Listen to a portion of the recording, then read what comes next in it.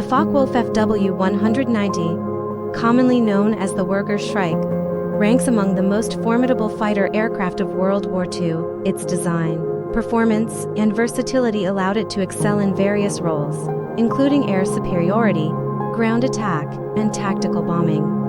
German engineer Kurt Tank and his team developed this aircraft, introducing it into combat in 1941. It served primarily on the Eastern and Western fronts, challenging Allied aircraft with significant success throughout the war. Initiated in the late 1930s, the development aimed to produce a fighter that was not only superior to the existing German fighters, but also capable of matching or surpassing the fighters of enemy forces. Kurt Tank opted for a radial engine, a notable departure from the inline engines that powered most of the contemporary German fighters like the Bf 109. This decision was grounded in the radial engine's inherent robustness and reliability, which were crucial for operations in varied and harsh combat environments.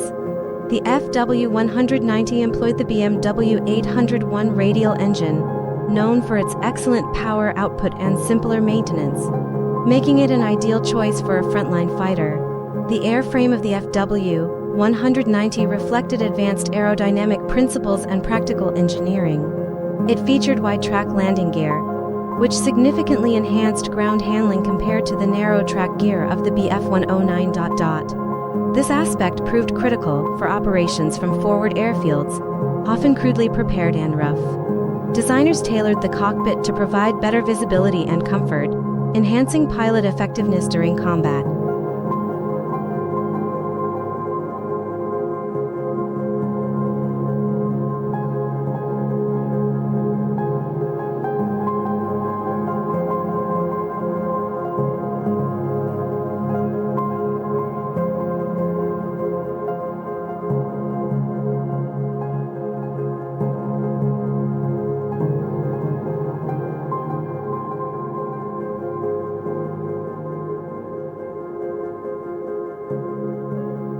Structural innovations and armament. In terms of structure, the FW-190 featured a modular design that significantly eased field repairs and the replacement of damaged sections, including entire wings or tail assemblies. This modular approach not only streamlined logistics and maintenance, but also facilitated quick adaptations to different combat roles, such as switching between fighter and ground attack configurations. The armament configuration was a key element of the FW-190's design. The initial variants carried a formidable array of weapons, including multiple machine guns and cannons mounted in the wings and fuselage. This heavy armament allowed the FW-190 to engage and destroy enemy aircraft with a few precise bursts, and it proved equally effective against ground targets when equipped with bombs and rockets. Aerodynamic enhancements. Aerodynamically, the designers of the FW-190 focused on reducing drag and enhancing performance at both high speeds and during maneuvering combat. They extensively used flush riveting and carefully contoured surfaces to meet these goals. The well-balanced and responsive control surfaces of the aircraft provided pilots with a significant advantage in dogfights.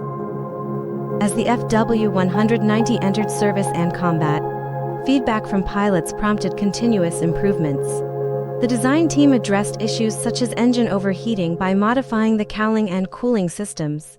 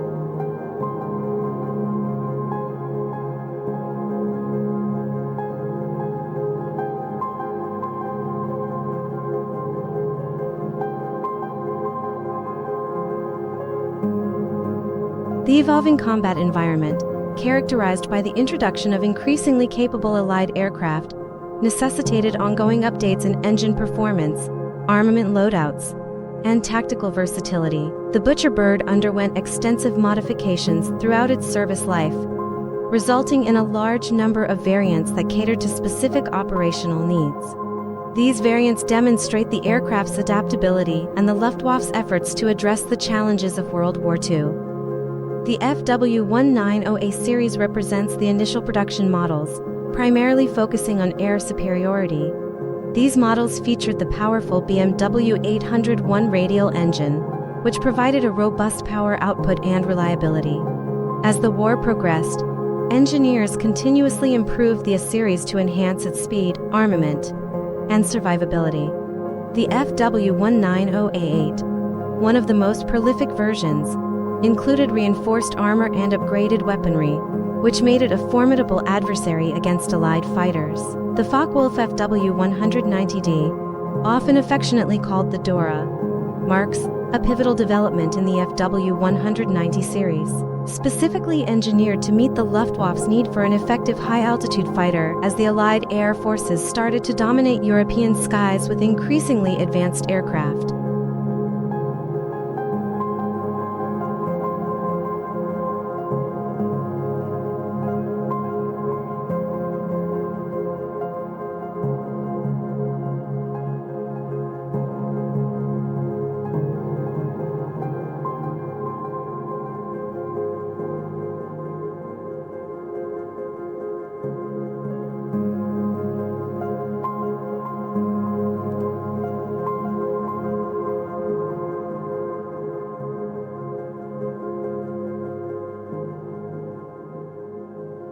Unlike the earlier models with radial engines, the D-Series used the liquid-cooled, inline Junkers Jumo 213 engine. This engine not only delivered superior performance at higher altitudes but also required a complete redesign of the aircraft's frontal section. The installation of this engine extended the fuselage to maintain the aircraft's center of gravity, giving the D variant its distinctive elongated nose. The FW190D preserved much of the rugged and reliable construction that had earned the original FW190 great respect among German pilots. It featured an upgraded wing design that was slightly larger than that of its predecessors, which improved lift and maneuverability at high altitudes. The cooling system also saw improvements to cope with the increased power output and the demands of high-altitude flight, including a larger radiator housed in a ventral fairing beneath the engine.